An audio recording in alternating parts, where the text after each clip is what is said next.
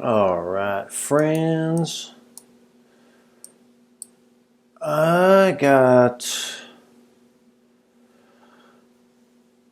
another example here. I'm looking at the autonomic nervous system to go along with my theory that the process of acquiring or experiencing the remote location is automatic. And so I'm looking at the nervous system here and how it relates to the hypothalamus. And I'm wondering if in the hypothalamus could be where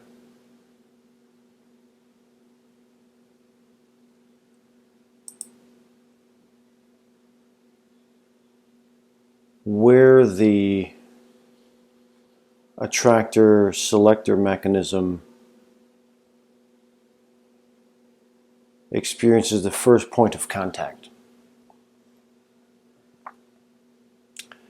It does relate to the pituitary gland, which is, I tend to shy away from the pituitary gland because the New Age philosophers put so much emphasis on the pituitary gland that it really kind of became really annoying. But the hypothalamus, the pituitary gland, is related or a part of the hypothalamus, so there may be some relevance to it.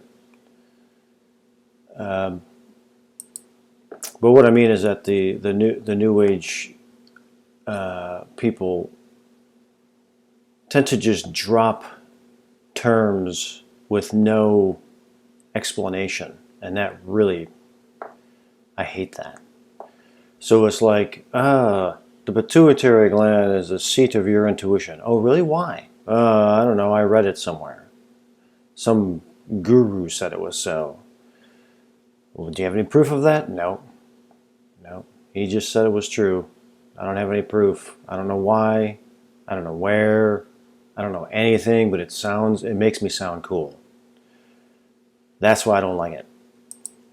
But I am looking at the hypothalamus in the autonomic, in the sense of the autonomic. Here's an example here. This is the location. And again, we will count how long it takes for the perception, I guess I can call it a perception, to go from the unconscious part of my mind in my brain to the above the threshold of my awareness. All right, let's just watch it. I don't think my system audio is.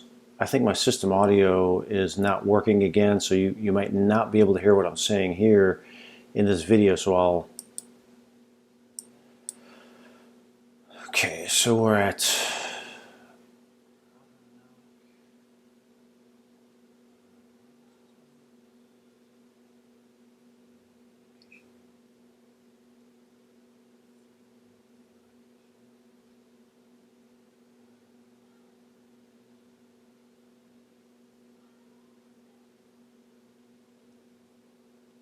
Boom, right there.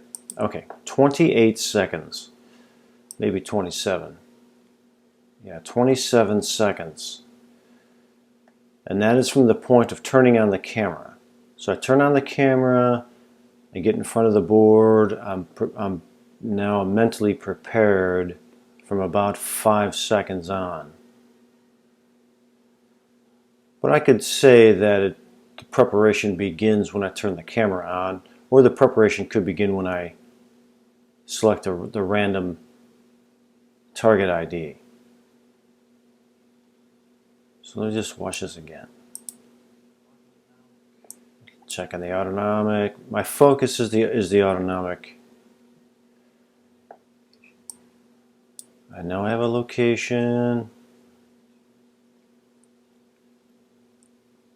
I'm waiting for something to come above the threshold so I know something is happening, and boom, right there, right at 27 seconds. At 27 seconds, I'm seeing a window. I don't know what, I can't fully interpret it correctly, but I see a window.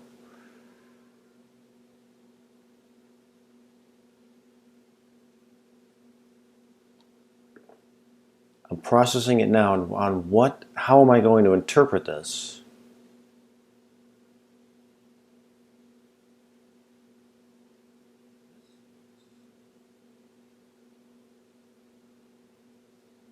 It's really difficult to interpret it.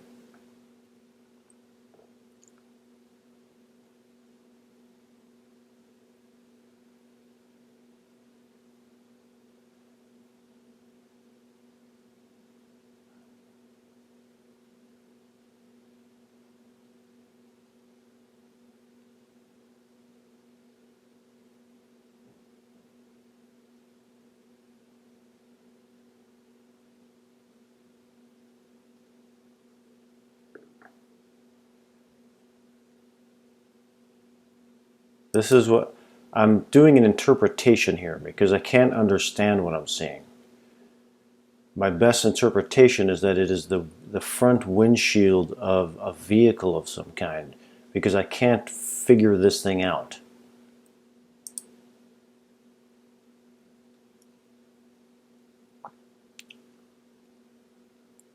I'm not too happy with that, but I know it's a window. The window is my main element here. Everything is based off of the window.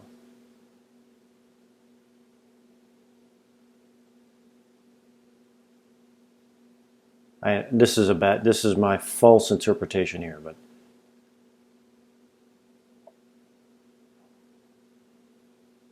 all these like this. But it's a window. Okay, so I know that something real happened.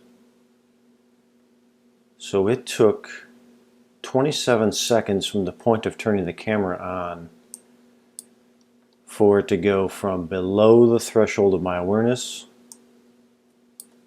quite possibly from down here, something stimulating here in my hypothalamus, autonomically.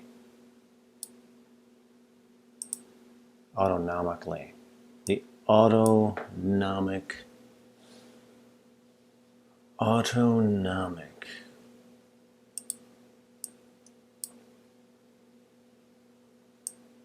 But right here,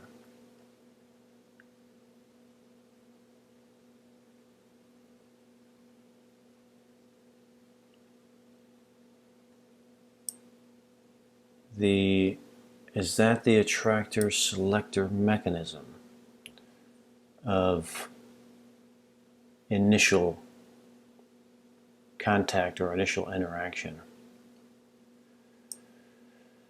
That's what I'm thinking. So then my question is, the previous experiment it was 50 seconds. This one is 27, approximately 27. Or in the previous one, if I added in the seconds for which I turned the camera on, then it was approximately 58 seconds for the perception to go from below the threshold of my awareness to above the threshold of my awareness. This one is approximately 27 seconds if I calculate in the turning on of the camera, but then I also have to factor in the minute or two that it took me to go to the random target selector and grab a reference ID. So that time factor needs to be factored in as well, because most likely the commitment level, the commitment in my brain took place once I selected once I accepted the ID. So then that time factor can be factored in too. But once I turn the camera on and get in front of the board, that signals to me that I'm ready to actually work. I'm ready to actually do something. I'm preparing myself here, getting myself prepared mentally, I'm waiting, I'm open, I'm aware, and then boom, there it is. There it hits right there at 27 seconds. So if it can go from 58 seconds down to 27 seconds, my theory is that it can go down to instantaneously. If it's a matter of pathways in an exercise like this, in an exercise of this nature, because this is different than doing like a full-on remote viewing project.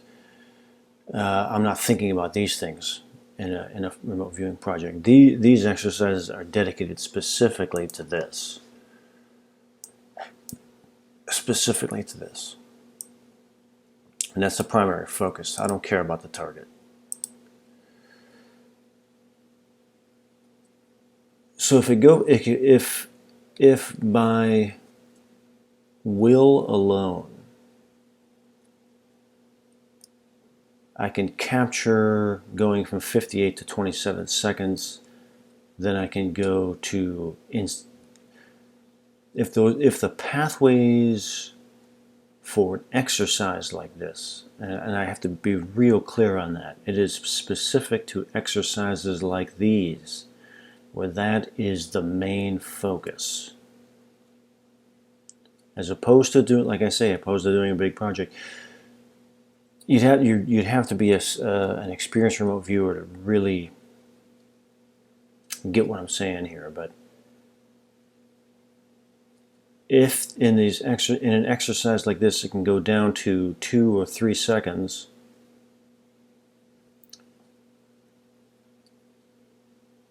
then I'm close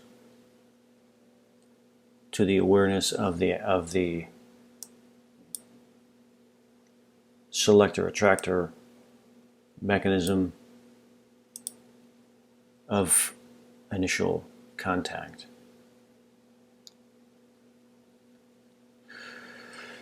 Because this started years ago as a pursuit, in that I was upset that it seemed like it could take me 30 to 45 minutes of remote viewing to feel it like I was actually in a deep perception, and I didn't like that. So the pursuit was, why is it taking 30 to 45 minutes to feel comfortable? Why? And there must be a reason why, and there must be a way around that for me to find. And that's what led to this pursuit. So captured here on video, 27 seconds. Right there.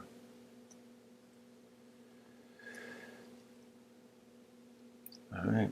This beat goes on. All right, more to come. Onward and upward, my friends.